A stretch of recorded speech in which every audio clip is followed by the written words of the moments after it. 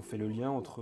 On a fait un faux lien, un lien d'opportunité avec un virus.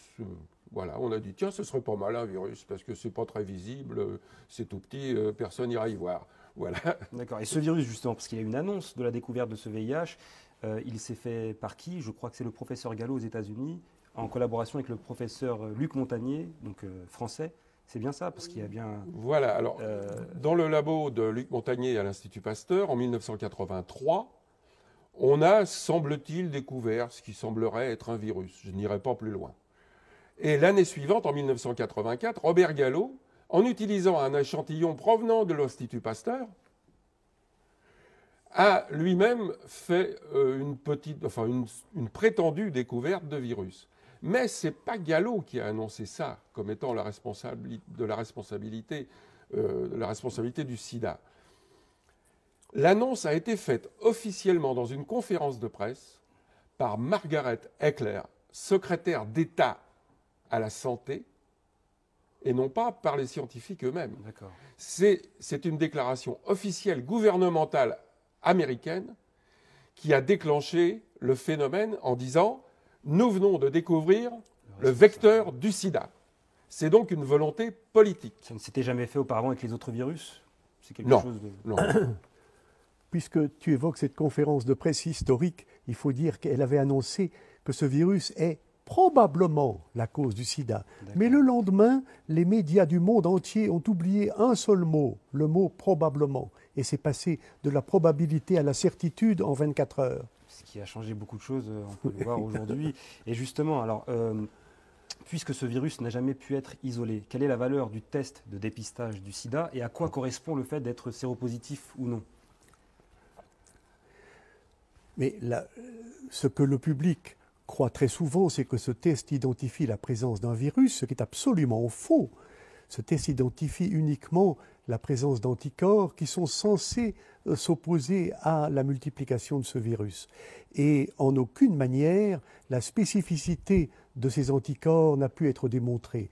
Tout au contraire, un auteur américain, Christine Johnson, a publié en 1998 un article clé dans l'histoire de cette controverse, publiant une liste d'environ 70 conditions médicales qui peuvent par elles-mêmes causer la dite séropositivité.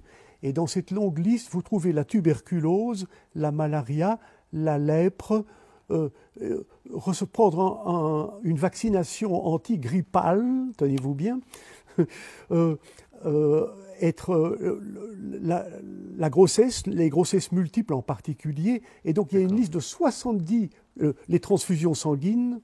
Alors, si vous mettez la malaria, la lèpre et la tuberculose dans les causes possibles de la séropositivité, vous imaginez que sur la scène africaine en particulier, on en trouve de très nombreux millions.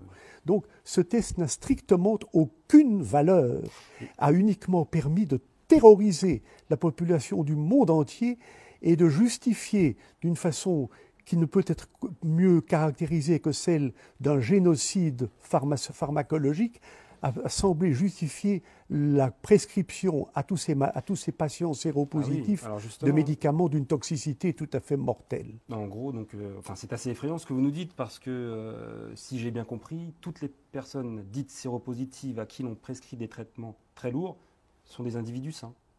Eh oui. Très bien. Ça fait froid dans le dos. Dans cette histoire de sida, il y a eu deux phases. La première phase avec des vrais malades, c'est-à-dire des gens qui étaient atteints d'immunodépression.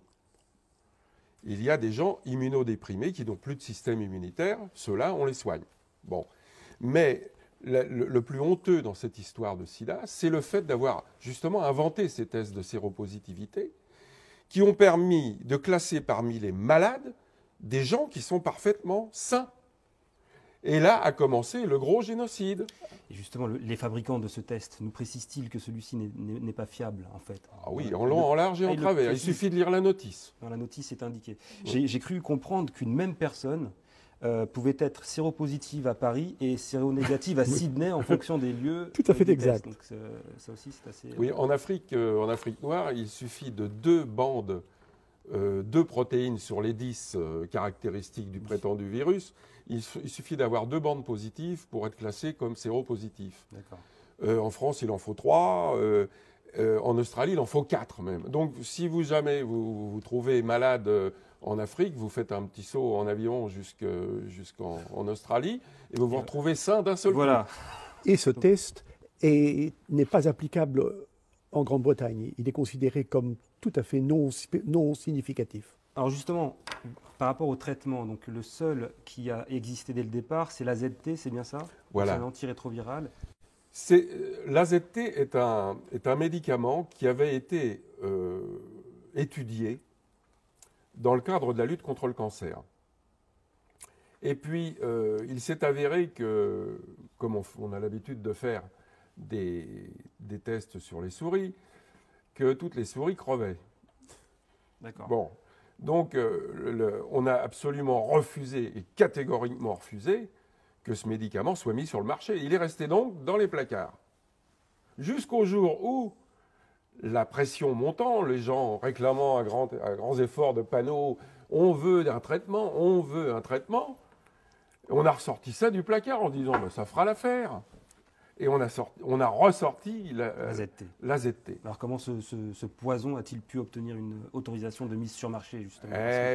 En quelques semaines. On n'a jamais eu une approbation de mise sur le marché d'un médicament aux États-Unis avec une précipitation pareille. C'est absolument scandaleux. Ça supporte bien tout ce que tu viens de raconter, mais le cas des hémophiles séropositifs est extrêmement caractéristique. Oui. La mortalité des hémophiles séropositifs a été étudiée dans le Royaume-Uni, en particulier entre 1980 et 1992. Dans toutes les années initiales, jusqu'en 86-87, ce taux de mortalité des hémophiles séropositifs était extrêmement stable. En 87, on a commencé à les traiter avec des hautes doses d'AZT et la mortalité est montée en flèche. La courbe va comme ça, 87. Il n'y a pas de preuve plus frappante de l'extrême toxicité de ce médicament et du fait que les hémophiles ne mourraient jamais du VIH, mais sont très souvent morts de l'intoxication par cette drogue extrêmement dangereuse. Alors justement, au sujet de ces traitements, j'aimerais que l'on regarde ensemble cette vidéo de l'interview du prix Nobel co-découvreur du VIH, M. Luc Montagnier.